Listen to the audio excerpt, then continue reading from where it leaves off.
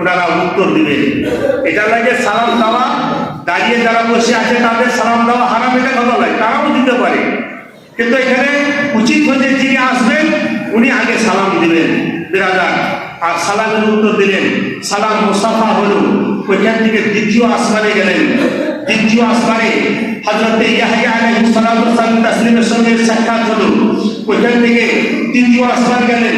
তৃতীয় আসমানে হযরত ইউসুফ আলাইহিস সালাতু ওয়াস তাসলিমের সঙ্গে ওনার সাক্ষাৎ হলো। চতুর্থ আসমান গেলেন। চতুর্থ আসমানে হযরত ইদ্রিস আলাইহিস সালাতু ওয়াস তাসলিমের সঙ্গে সাক্ষাৎ হলো। হযরত ইদ্রিস আলাইহিস সালাতু ওয়াস তাসলিমকে জিজ্ঞাসা করলে, ইয়া ইদ্রিস, তোমাকে এই চতুর্থ আসমান থেকে অন্য কোথাও যাওয়ার ইচ্ছা করে?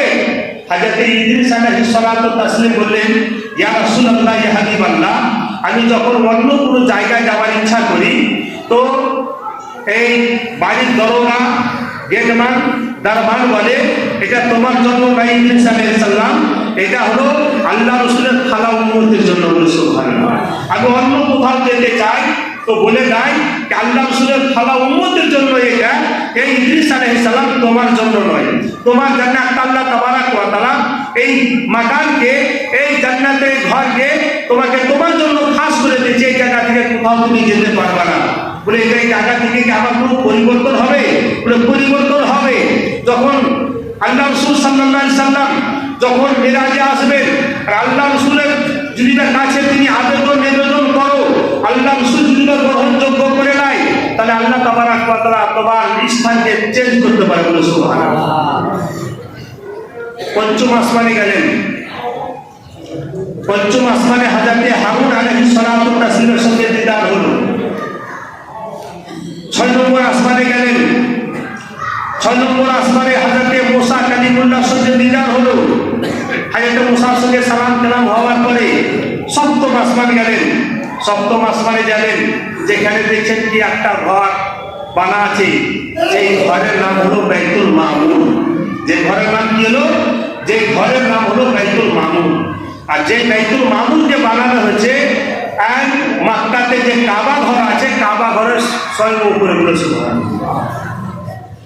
সেই বাইতুল মামুরের পাশে হযরত ইব্রাহিম খলিলুল্লাহ আলা নবিয়িনা আলাইহিস সালাতু ওয়াস তাসলিম সাদা আপনার দাড়ি, সাদা পোশাক পরে ওইখানে বসে আছেন আর তাসবিহ তাহলিলে মগ্ন আছেন। আল্লাহ রাসূল গেলেন, সালাম মুসাফা হলো। সালাম মুসাফার পরে আপনার ওনার সঙ্গে দিদার হলো। সালাম মুসাফার পরে ওনার কাছ থেকে আবার মানে নাম আঁকাতে যাচ্ছে। যেখানে যাওয়ার পরে জিবরিল বলছে, ইয়া রাসূলুল্লাহ, আমার আর উপরে যাওয়ার আরো অর্ডার নেই। যেখানে সব শেষ সেখানে আমার আর শক্তি নাই, আমি এক কদম আগে বাড়ি। এক কদম যদি আমি আগে বাড়ি তাহলে আমি জলে ভস্ম হয়ে যাব, আমি শেষ হয়ে যাব। আল্লাহ রাসূল সাল্লাল্লাহু আলাইহি সাল্লাম যখন গেলেন না, বলছে আল্লাহ রাসূল আগেই গেলেন। বলে সুবহানাল্লাহ। শর্টকাটের মধ্যে আল্লাহ রাসূল গেলেন। যাওয়ার পরে যখন আল্লাহ তাবারাক ওয়া তাআলার ইশারা হলো, যেমন ইশারা হলো, যেমন নাম আঁকাতে যখন পৌঁছলেন সিদরাতুল মুনতাহা, যার কোবরার কিছু নাই, সিদরাতুল মুনতাহাতে যখন পৌঁছলেন তো জুতা স্পর্শ সহজে যাচ্ছেন। বলে সুবহানাল্লাহ। আল্লাহ রাসূল বলছে, যখন আমি সিদরাতুল মুনতাহাতে আসলাম, এত মুআজ্জম জায়গা, আরশে বাড়ির জায়গা, আরশে মুআল্লার জায়গা, সেখানে আমার জুতোটাকে খুলে নিয়ে। বলে সুবহানাল্লাহ। যেমন জুতো খুলতে যাচ্ছে, আল্লাহ তাবারাক ওয়া তাআলার ওয়াদা হয়ে গেল যে তুমি জুতা খুলে আসবে না। বলে সুবহানাল্লাহ। আল্লাহ রাসূল বলে, ইয়া আল্লাহ পাক পরওয়ারদিগার আলম, মুসা কালিমুল্লাহ যখন তুর পাহাড়ে যায়, আল্লাহ তুমি ওয়াদা করেছিলে যে মুসা তুমি জুতা খুলে আসো। বলে সুবহানাল্লাহ। তুমি তুর পাহাড়ে আসবে তো তুমি জুতা খুলে আসো, আর আমি তোমার আরশে মাকাতে আমি যাচ্ছি, আরশে মুআল্লাতে যাচ্ছি, আর তুমি বলছো জুতা পরে আসো। বলে আর মধ্যে একটা কারণ আছে। বলে সুবহানাল্লাহ। এই যে তুর পাহাড়ে করে যাচ্ছিলাম, আমার নূরের তাজাল্লি যখন করছিল তো মুসা কালিমুল্লাহ যখন শরীর কাঁপছিল তো মুসার সম্মান বেড়ে যাবে। বলে সুবহানাল্লাহ। ওর জন্য মুসাকে বলেছিলাম তুমি জুতা খুলে এসো। আর আমার আরশে, ইয়া রাসূলুল্লাহ, তুমি আমার